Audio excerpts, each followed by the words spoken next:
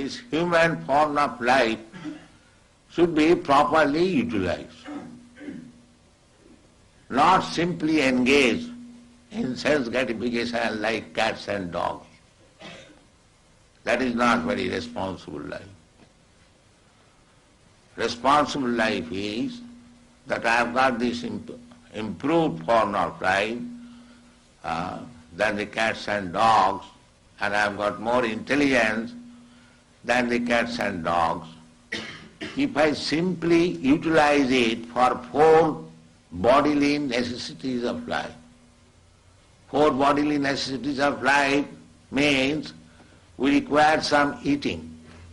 The cats, dogs, human beings, or High Court judge or anyone, they require some eating. They require sleeping, apartment. So that is, cats and dogs can sleep without apartment. But the sleeping required. That is fact. Eating required. That is fact. And sex life. That is also fact. And defense. That is also fact. But these things are common to the cats and dogs and man, human being. So what is the special feature of the human being? The special feature of the human being is that a human being can consider that I have got this nice American or Australian or Indian body, then what I am going to get next? What kind of body? That is utilized for human intelligence. A cat and dog cannot think like that. Therefore our business should be, now by the nature's way, have come to this form of life, by evolutionary process. Now I have got good intelligence, how I shall utilize it? You are cultivating knowledge.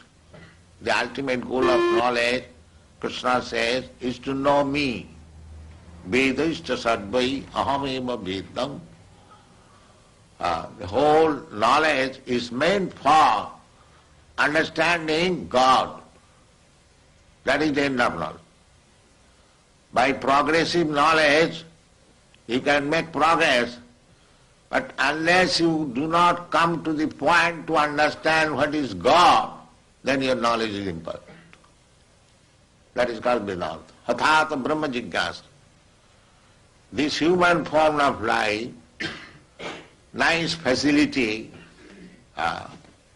intelligence, just like Australia was undeveloped since the Europeans came here. It is now very developed, resourceful, because the intelligence has been utilized. Maya dhakshena prakriti svyate sacharatam. Nature is a machine. To do thing, a machine works without an operator. Do you think? Is there any evidence? Now this is a machine, photography.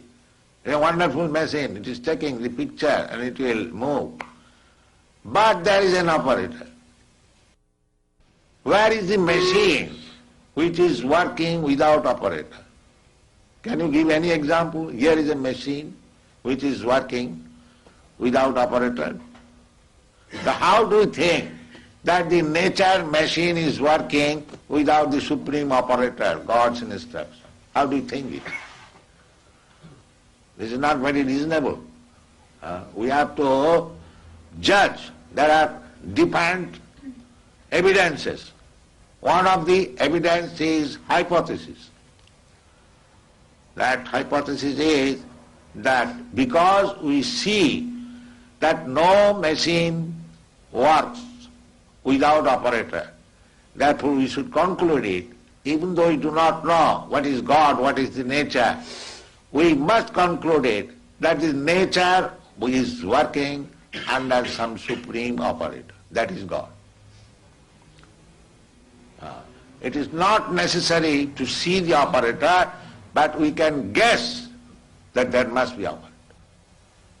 So human life is meant for finding out who is there to operate. That is human life. Otherwise it's cats and dogs life. They're eating, sleeping, mating and dancing, that's all. That is not human life. You must find out who is the operator. Athata Brahma Jigyasa, this is called in Sanskrit word. Now this human form of life is meant for inquiring about the supreme operator. Now that supreme operator, Kṛṣṇa, is so kind. He is giving evidence in the Bhagavad Gita. Maya dhakṣena prakriti syate sacharacharam. Now here I am, under my direction, the Prakriti, the nature, material nature is working. So you accept, then your business is done. And Kṛṣṇa gave evidences how he is controlling the nature. When Kṛṣṇa was 7 years old, he lifted one big mountain on his finger. That means our understanding is that there is law of gravitation. By law of gravitation, such a big mountain, it cannot stay in one man's finger. That is our calculation. But he did it. That means he counteracted the law of gravitation. And that is God. So, if you believe this, then you know God immediately. There is no difficulty. Just like if the child is warned, my dear child, do not touch fire, it will burn you. So if the child accepts, then he gets the perfect knowledge immediately. If the child does not accept, he wants to make experiment, then he will burn his finger. So our process of knowledge we should take from the Supreme Authority. Then we save time for research work. That is Kṛṣṇa consciousness movement. We take perfect knowledge from Kṛṣṇa. I may be imperfect, just like child is imperfect. I may be imperfect, you may be imperfect. But if you take the perfect knowledge from the Supreme Perfect, then your knowledge is perfect. That is the process. This is called avarohopantha, knowledge coming, deductive knowledge. So everything is there, and if you like to take advantage of this movement, make your life perfect, go back to home, back to Godhead, then fully utilize the center, our Melbourne center, come here, read our books and argue, try to understand with your full knowledge, no blindly acceptance. There is reason, there is argument, there is philosophy, there is science, everything is there. And if you accept that simply by chanting I shall realize, that is also allowed. Both ways. If you accept this simple process, the chant Hare Kṛṣṇa and realize God, that is also fact. And if you think what is this nonsense chanting Hare Kṛṣṇa, then you read books. Both ways we are prepared. Come and take advantage of this moment. Thank you very much.